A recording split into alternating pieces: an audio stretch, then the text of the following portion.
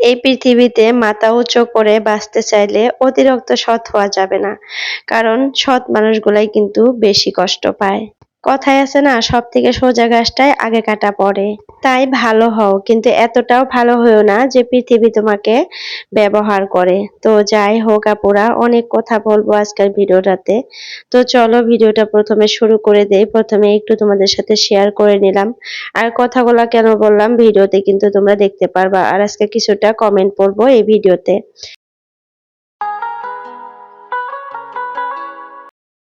Hello everyone, আসসালামু আলাইকুম। আমার প্রিয় আপুরা, তোমরা কেমন আছো? আশা করি সবাই ভালো আছো। আলহামদুলিল্লাহ, তোমাদের দোয়া এবং আল্লাহর অশেষ রহমতে আমিও ভালো আছি। নাজনীন ব্লগ চ্যানেলে আরো একটা নতুন ভিডিও দেখার জন্য তোমাদের সবাইকে স্বাগত জানাইতেছি। আশা করি বরাবরের মতো আজকের ভিডিওটাও তোমাদের কাছে ভালো লাগবে। যদি ভালো লাগে প্লিজ একটা লাইক দিয়ে আমার পুরো ভিডিওটার পাশে থাকার অনুরোধ রইল। আর যদি কেউ নতুন আসে আমার চ্যানেলটাতে, প্লিজ চ্যানেলটা সাবস্ক্রাইব করে অল নোটিফিকেশনটা ক্লিক করে রাখো। এতে করে যখনই আমি একটা নতুন ভিডিও আপলোড করব তোমাদের মোবাইলে নোটিফিকেশন পৌঁছে যাবে আর সময় করে তোমরা আমার ভিডিওটা দেখতে পারবা। তো দেখো, সকাল থেকে ভিডিওটা কিন্তু স্টার্ট করে দিলাম। আর ছেলে স্কুলে যাওয়ার জন্য একদম রেডি হয়ে গেছে, তখন থেকেই কিন্তু ভিডিও শুরু করলাম। আর আজকের ভিডিওতে কিন্তু অনেক কিছুই থাকবে, অনেক কাজকর্ম করব, সাথে অনলাইন থেকে একটা প্রোডাক্ট আনবো, নতুন প্রোডাক্ট যেটা আমি কোনোদিন ইউজ করি নাই। তো ভিডিওটা সম্পূর্ণ দেখতে থাকো আপুরা, আসলে তোমাদের কাছে ভালো লাগবে। তো ছেলে কিন্তু রেডি হয়ে জুতা পরে গেল। আর বাইরে দেখো এত ঘাট জঙ্গল, এগুলো আজকে ভাবছি একজনকে দিয়ে সাফা করব, মানে তাদের গরুকে দিয়ে মানে কেটে দিবে। কালকার ভিডিওতে কিন্তু আমি বলছিলাম যে তাদের গরুকে আর কি কেটে দিবে। তো আমার উঠানটাও পরিষ্কার হবে, তাদের গরুরও কিন্তু পেট ভরবে। তো ওই হিসাবে কিন্তু উনাকে বলছি, তো উনি আজকে আসার কথা বলছে। তো দেখা যাক, যদি আসে ঘাসগুলা যদি কেটে নিয়ে যায় তো ঘাসগুলা আজকেই তোমরা দেখতে পারবা, তারপরে আর হয়তো অতটা দেখতে পারবা না। থাকবে টুকটাক থাকবে, এত পরিমাণে থাকবে না। দেখো কত পরিমাণে হয়ে গেছে ঘাসের জন্য কিন্তু আমি উঠানটা ভালো করে ঝাড়ু দিতে পারি না। দেখো কত ঘাস হয়েছে। তো এত ঘাসের মধ্যে কিন্তু উঠানটা ঝাড়ু দেওয়াও যায় না। তো মানে যে জায়গাগুলা দিয়ে মাটি, ওই জায়গাগুলা দিয়ে কিন্তু আমি ভালো করে ঝাড়ু দেই। আর যেখানে দেখা যায় ঘাসের পরিমাণটা বেশি, ওইখানে কিন্তু অত ভালো করে ঝাড়ু দিতে পারি না, জাস্ট উপরে উপরে জঙ্গলগুলা নিয়ে যায় এরকম। তো ঘাস থাকার জন্য আমার একটা সুবিধা হয়েছিল কি আপুরা, মানে উঠানটা আমি মানে একটু সময়ের মধ্যে ঝাড়ু দিয়ে শেষ করে ফেলছি। মানে যেখান দিয়ে বেশি ঘাস ওইখান দিয়ে তো আর অতটা মানে ঝাড়ু দিতে হয় না, না দিলেও চলে। আর মানে জঙ্গল হইলেও কিন্তু বোঝা যায় না। আর পরিষ্কার থাকলে কিন্তু আরো পরিষ্কার করতে হবে, ঝাড়ু দিতে হবে। একটু নোংরা হলেই বোঝা যাবে, দেখতে খারাপ লাগবে। তো এই একটা মানে অবস্থা। তারপরেও এত ঘাস জঙ্গল বাড়িতে থাকলে কিন্তু দেখতে ভালো লাগে না। ওই জন্য কিন্তু এগুলো পরিষ্কার করার জন্য আমার একদম মাথার বিষ উঠে গেছে, কিন্তু আমি পারতেছি না। আমি সাহস পাইতেছি না এই কাজগুলা করার, আমার একদমই সাহস নাই। আমি একদম নার্ভাস হয়ে গেছি, মানে আমার এত গরমে আমি সাহস পাই না এই কাজগুলা করার। তো মারিয়াম ব্লগের যে আপুটা আছে, আপুটা এত কাজ করে এত কাজ করে, আমি দেখে মাঝে মধ্যে মানে নিজে অসুস্থ হয়ে যায় যে আপু কিভাবে করে এত কাজ। বাড়িটা একদম পরিষ্কার পরিচ্ছন্ন করে ফেললো, তাও আবার একাই। তো এত ঘাস বন জঙ্গল ছিল বাড়িটাতে, এত মানে ফুলের গাছ টাছ লাগাইছিল, সবজি গাছ টাছ সবকিছু কেটে কুটে এত পরিষ্কার করছে। আর মানে খুব সুন্দর লাগে এখন দেখতে। মানে আগে একরকম ছিল, আগেও ভালো লাগতো দেখতে, কিন্তু এখন পরিষ্কার পরিচ্ছন্ন সুন্দর লাগে মানে দেখতে। এখন বাড়িটা মানে গাছ গুছলে দিয়ে খুব সুন্দর করে সাজাইতেছে আবার নতুন করে, তার জন্য কিন্তু দেখতে ভালো লাগে। তো আপুর কাজগুলা দেখে না আমারও মনে হয় যে মাঝে মধ্যে আর কি ইচ্ছা যায় যে আমিও মানে বাড়ি ঘরগুলো একটু পরিষ্কার করি। কিন্তু যখন বাইরে বের হই, বিশ্বাস করো আপুরা, আমি একদমই সাহস পাই না। একদম ঘরের ভিতরে আবার ঢুকে যাই, দৌড়ে যাই যে আমি এগুলা করতে পারবো না। মানে আমার দ্বারা এগুলো হবে না, আমি একদম অসুস্থ হয়ে যাব, এত গরম আমি সহ্যই করতে পারবো না। আরো একটা কথা কি আপুরা, এসি আনার পর থেকে আমি একদমই গরম সহ্য করতে পারি না। মানে এসির হাওয়া খাওয়ার পর তারপরে বাইরে যখন বের হই, শরীরটা এত পরিমাণে ঘামে, মনে হয় ভিতর থেকে মাংস টাংস সব সিদ্ধ হয়ে বের হয়, এরকম হয়।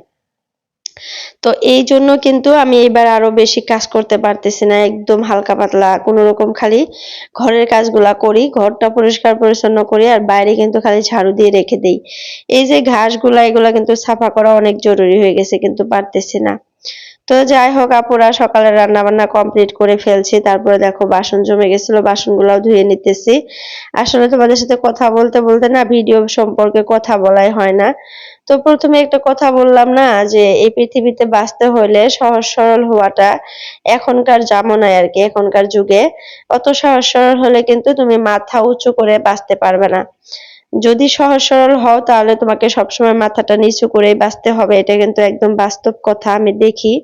তুমি যদি একটু মানে ওরকম টাইপের হও যে তোমার ভেতরে অনেক শক্তি বা ওরকম কথা বলতে পারো, মানুষের সামনে উচিত কথা বলতে পারো, মানুষের কথার জবাব দিতে পারো, তারপরে একটু মানে চালাক, একটু মানে চতুর, ওরকম মানে কিছু মানুষ থাকে না অনেক চালাক।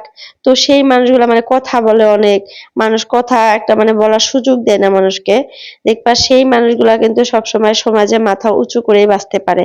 টাকা না থাকলেও সেই মানুষগুলোর সামনে যে মানুষ কথা বলতে পারে না, জানে যে এর সামনে একটা কথা বললে এ একদম খাবলিয়ে ধরবে আর সেই কথার প্রতিউত্তর দিবে, মানে এর সামনে আমি মুখ পাবো না। তো তার জন্য কিন্তু ওই মানুষটার সামনে মানে কথা বলতে 10 বার ভাবে যে কিভাবে বলবো, কোনটা বলবো, এটা বলা যাবে না, ওইটা মানে বলতে হবে এরকম। আর যেই মানুষটা দেখবা সহজ সরল, কোনো কথা বলে না, কারো করা মানে কোনো কথার প্রতি উত্তর দেয় না, সেই মানুষগুলাকে দেখবা মানুষ কথা শোনাইতে 1 সেকেন্ডও ভাবে না, আর যেমন তেমন করে সেই মানুষগুলাকে কথা শোনায়। আর সেই সুযোগটা কিন্তু তারাই করে দেয়, কারণ তারা কোনো কথার প্রতি উত্তর দেয় না। তো এইগুলা কিন্তু আসলে ঠিক না। আমাদের এই সমাজে বর্তমানে এরকম হয়েছে, সহজ সরল হওয়াটা নিজের জন্য একদম মানে কি বলবো, নিজের জীবনটা তাহলে একদম শেষ। তুমি যদি সহজ সরল হয়েছো তাহলে তোমাকে কষ্ট পেতে হবে, তোমাকে কষ্ট সহ্য করতে হবে, তোমাকে আর কি মাথা নিচু করে চলতে হবে এরকম। তো যাই হোক, আগে কিন্তু অন্য ছিল। আগে কিন্তু মানুষ মানে সাদা সিধা ভালো মানুষগুলাকে মানুষ ভালো পাইতো।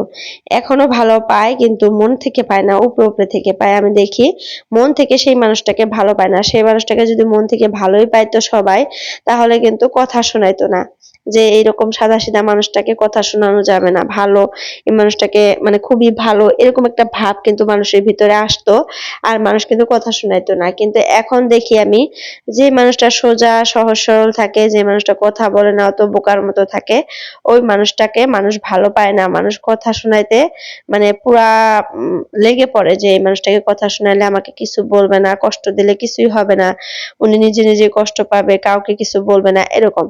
তো যাই হোক আপুরা, তার জন্য বলতেছি যে অত সহজ সরল হওয়া ভালো না। এই জামানায় একটু চালাক চতুর হওয়া ভালো।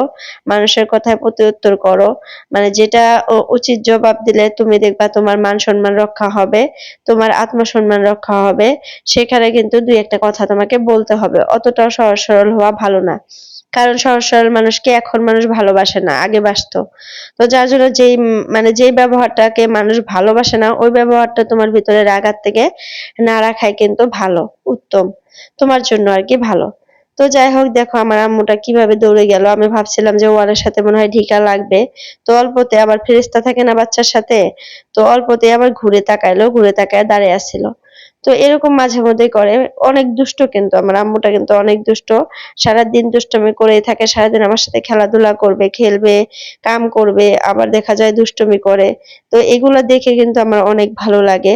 কারণ আমার মেয়ে মানে মেয়ে বাচ্চার একটা শখ ছিল, হাউস ছিল।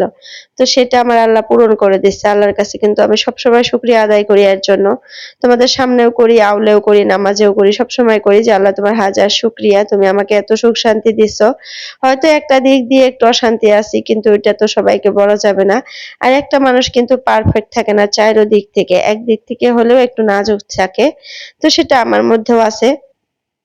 তোমরা দেখতে পারো হয়তো বাইরে থেকে সবকিছুই ঠিক আছে, একটা মেয়ে একটা ছেলে, হাজবেন্ডটা অনেক ভালো, মনের মতো, মনের মানুষ, একদম অনেক সুন্দর কথাবার্তা, কোনোদিন কষ্ট দেয় না, বাড়ি ঘরও খুব সুন্দর করে করছি, টাকা পয়সারও ওরকম অভাব নাই, যতটুকু লাগে আছে চলার মতো, মানুষের সাথে চলার মতো আছে। কিন্তু দেখবা এর মধ্যে দিয়েও না কিছুটা কিছুটা মানে কমতি থাকেই, যেটা সবাইকে বলা যায় না, বা নিজের মধ্যেই থাকতে হয়, নিজেকে কষ্ট পেতে হয় এরকম।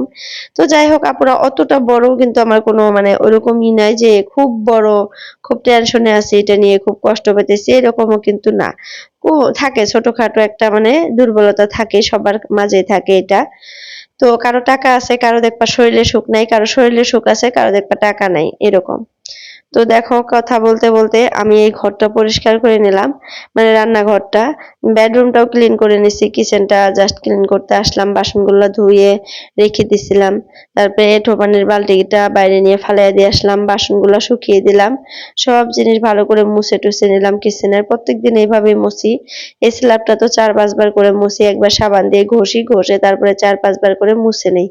কোনোদিন পানি দিই না, কারণ পানি দিলে এদিক দিয়ে সব পানি পড়ে একদম মানে দরজাগুলা যে আছে, ওয়ার্ডরোব গুলা, ওগুলা একদম নষ্ট হয়ে যাবে, যেহেতু ওগুলা প্লাইয়ের। তো তার জন্য কিন্তু ওরকম পানি দেওয়া হয় না। তো সব কাজ যেহেতু শেষই, এখন ঘরটা ঝাড়ু দিব আর ঘরটা মুছবো। আর সকাল সকালে আজকে উঠানটা ঝাড়ু দিয়ে নিছি। তো চলো একটা আপুর কমেন্ট পড়ি, তোমাদেরকে প্রথমে বলছিলাম যে একটা আপুর কমেন্ট পড়বো, তো ঘরটা ঝাড়ু দিতে দিতে আপুর কমেন্টটা পড়ি। তো আপুটার নাম হলো নাসরিফা ইয়াসমিন, মানে আইডিটার নাম। তো আপু বলছে, ঠিক বলছেন আপু, মানুষের সুখ দেখলে মানুষের চুলকায়, অন্য মানুষের চুলকায়, কিন্তু যখনই দেখবেন খারাপ আছে তখনই হাতে তালি দেবে, আর যখন থেকে ভালো আছি তখন অনেক মানে কি বলবো, অনেক মানে ইয়ে করবে। তো যাই হোক, আপু মানে হয়তো একটা খুব সুন্দর কমেন্ট করতে চাইছিল, আমি বুঝতে পারছি, কিন্তু মানে ওইভাবে সাজিয়ে গুছিয়ে বলতে পারে নাই। তারপরে আপুকে মানে অনেক ধন্যবাদ, অনেক ধন্যবাদ আপু, তুমি সবসময় আমার ভিডিও দেখো, কমেন্ট করো, ভালো লাগে। তো তারপরে হলো blogs by Ayesha, blogs by Ayesha. তো এই আইডি থেকে আপু বলছে, আসসালামু আলাইকুম আপু, তুমি একদম ঠিক কথা বলছো আপু, মানুষ অনেক ধরনের অনেক মন্তব্য করে, আমাদের পিছনে কথাগুলো খুব ভালো লেগেছে, তার সাথে কাজগুলো করে নিয়েছো অনেক সুন্দর। তো যাই হোক আপু, তোমাকে অসংখ্য ধন্যবাদ, তুমি আমার ভিডিও সবসময় দেখবা, লাইক কমেন্ট করবা, আমিও তোমার ভিডিও দেখবো। তারপরে নাসরিফা ইয়াসমিন আরো একটা কমেন্ট করছে, আপু আমি কিন্তু ডিসলাইক করতে চাইছিলাম, কিন্তু লাইক দিয়ে দিয়েছি, কিছু মনে করবে না। আমি আপনাকে অনেক ভালোবাসি, আমি মালদা থেকে বলছি। আশা করি আপনারা অনেক ভালো আছেন। আপু আমার নামটা নিবেন, আমার নাম নাসরিফা ইয়াসমিন।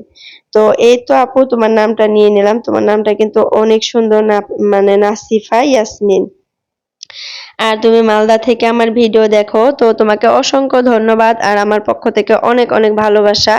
সবসময় আমার পাশে থেকো এভাবে, আর তোমার জন্য অনেক দোয়া রইলো, সবসময় ভালো থেকো তোমার বাচ্চা স্বামী সংসার নিয়ে, আর আমার ভিডিওগুলা দেখবা, কমেন্ট করবা। তো ইমা আক্তার বলছে, রেগুলার ভিডিও চাই। তো আপু আমি কিন্তু রেগুলার ভিডিও দেওয়ার যথেষ্ট চেষ্টা করি, তারপরেও তো তোমরা জানো, যেহেতু আমি একটা সাংসারিক মেয়ে, 2টা বাচ্চা আছে, তো ওদেরকে নিয়ে সবকিছু সামলিয়ে মাঝে মধ্যে আর কি ভিডিও দিতে পারি না, কিন্তু আমি কিন্তু অনেকটাই ট্রাই করি আমি ভিডিও দিতে, কারণ চ্যানেলটা ভালো রাখার দায়িত্ব তো আমার, তাই না? তো তোমাদের সাথে প্রত্যেকদিন ভিডিও শেয়ার করলে কিন্তু আমারও ভালো লাগে, কিন্তু পারি না, মানে মাঝে মধ্যে এরকম প্রবলেম এসে যায়, মানে বাদ দিতে হয়, একটা দিন গ্যাপ দিতে হয় এরকম। কিন্তু আমি কিন্তু যথেষ্ট ট্রাই করি, তোমরা বলতে পারবা না যে আপু গাফলাতি করে আমাদের সাথে ভিডিও শেয়ার করে না, এটা কিন্তু না। তো দেখো এই যে বাইরে থেকে ঘাসগুলা সব কেটে নিয়ে গেছে, তারপরে বৃষ্টি চলে আসছিল, এখন দেখো কত সুন্দর দেখা যাইতেছে, এদিক দিয়ে কিন্তু অনেক ঘাস ছিল। তো সেই ঘাসগুলা সব ওই মানে কি বলবো, বেটিটা কেটে নিচ্ছে, মানে আমরা ফুবু বলি, তোমরা কি বলো জানি না, মানে আমার শ্বশুরের বোন, কেমন জানি বোন হয়, মানে পাড়ার পাড়ার বোন আর কি। তো ওই হিসাবে আমরা ফুবু বলে ডাকি। তো ওই ফুপু এসে কেটে নিয়ে গেছে সব ঘাস, আর এখন দেখতে কিন্তু খুব সুন্দর দেখা যাইতেছে। তো এই তো দেখো একটা পার্সেল চলে আসছে অনলাইন থেকে, মানে অল্প আগে আমি রিসিভ করলাম, এটা ফ্লিপকার্ট থেকে আসছে। আর আমি কিন্তু বলছিলাম যে আজকে আমি একটা মানে নতুন জিনিস একটা অনলাইন থেকে আনবো। তো 1 সপ্তাহ আগে অর্ডার করছিলাম ফ্লিপকার্টে, তো সেটা আজকে আসছে। এটা মামা আর্থের একটা প্রোডাক্ট, মানে রাতে দেওয়া, স্কিনে মুখে দেওয়া। তো আমি কিন্তু নাইট ক্রিম অনেকদিন থেকে ব্যবহার করি না, তো সবাই বলতেছে যে স্কিনটা একটু নষ্ট হয়ে গেতেছে, মানে ড্যামেজ হয়ে যাইতেছে। তো ভালো মানে ভালো জাতের একটা ক্রিম মানে মানে খুঁজতেছিলাম অনলাইনে, যে নাইট ক্রিম। তো এতগুলা নাইট ক্রিম দেখছি, এত পরিমাণে দাম, 2000-3000 টাকা। তো সেই হিসাবে আমার নেওয়া একদমই সম্ভব না, আর তোমাদের ভাইয়াকে আমি বলতে পারবো না যে আমাকে একটা নাইট ক্রিম এনে দাও, আমার জানি কেমন লাগে, মানে তোমাদের ভাইয়াকে এই জিনিসগুলোর কথা বলতে না আমার একটু এখনো লজ্জা লাগে। আমি কিন্তু 2টা বাচ্চার মা হয়ে গেছি, তারপরেও কেমন জানি খারাপ লাগে মাঝে মধ্যে, যে এত টাকার জিনিস কিভাবে বলবো যে 3000 টাকা দামের একটা ক্রিম আমাকে এনে দাও। মানে হাজবেন্ডের সামর্থ্য আছে আমি জানি, তারপর আমার বলতে একটু দ্বিধাবোধ হয়। তো যার জন্য দেখো আমি মামা আর্থের একটা ভিটামিন সি নাইট ক্রিম আনছি, এটাও ভালো, অনেক সুন্দর রিভিউ দেখছি, আমি অনলাইনেও দেখছি। তো যার জন্য এটা আমার কাছে টাকা ছিল কিছু, ওই টাকাটা দিয়ে আমি নিজে আনছি, তোমাদের ভাইয়া কিন্তু জানে না। যদি সেই ভিডিওটা দেখে তাহলে মানে জানবে আর আমাকে হয়তো বলবেও। তো মাঝে মধ্যে আমার ফ্লিপকার্টটা মানে চেক করে দেখে আমি কি কি অনলাইন থেকে অর্ডার করে আনি। দেখে আবার আমাকে বলে এটা কোন দিন আনছো, দেখি না তো কোথায় রাখছো। তো এরকম বলে মানে এমনি দেখবে এরকম, ওরকম না যে চেক করে দেখে, মানে ওরকম না, এমনি দেখে, আমি এটা জানি। তো যাই হোক, আমি আমার ভাসুরের ঘরে চলে আসছি, যে ভাসুরটা মানে আমাদের পুরান বাড়িতে আসছি। আমার ভাসুরটা কিন্তু বর্তমান বাড়িতেই আছে, মানে সামার ভ্যাকেশন তোমরা তো জানোই। তো শিবসাগর থেকে বাড়িতে আসছে। তো এই যে বাচ্চা কাচ্চাগুলো সবাই খেলতেছে, সব কাজকর্ম শেষ করে আমি আমার জায়ের বাড়িতে আসছি। আর আমার যা দেখো কত সুন্দর করে পাপোশ বানাইছে। এটা কিন্তু আমার ভাসুরের একটা সোয়েটার ছিল, কেটে খুব সুন্দর করে একটা পাপোশ বানিয়ে নিছে। আসলে বুদ্ধি থাকলে কি আর বলবো, মানে ছোটখাটো একটা জিনিসও খুব সুন্দর দেখানো যায় যদি বুদ্ধি থাকে। তো আমার যা এখানে শসা কাটতেছে, এটা এখন আমরা দুইজনে মিলে খাবো। তো আপুরা আজকের জন্য ভিডিওটা এতটুকুই রাখতেছে, আর লং করব না। তো তোমরা সবাই সুস্থ থেকো, ভালো থেকো, আমাদের জন্য দোয়া করো। তো চলো আজকে শসা খাইতে খাইতে ভিডিওটা শেষ করে ফেলি। তো দুই যা মিলে এখন অনেক ঝাল দিয়ে এই শসাটা খাবো। আর খাওয়ার পর তোমরা কি আর বলবা, মানে শসাটা এত তিতা ছিল, মনে হয় যে সাপে কাটছে এরকম। তো দুজন মিলে আর খেতে পারি নাই, ফালাইয়া দিছি। কিন্তু বাচ্চা কাচ্চা গুলা খাইছে, মানে আমার ভাসুরের ছেলেও খাইছে, ছয় সাতটা টুকরা খাইছে, আমার মেয়েও একটা খাইছে। এত তিতা, তারপরে যারা কিভাবে খাইলো বুঝতেই পারলাম না। তো বাই বাই, আল্লাহ হাফিজ।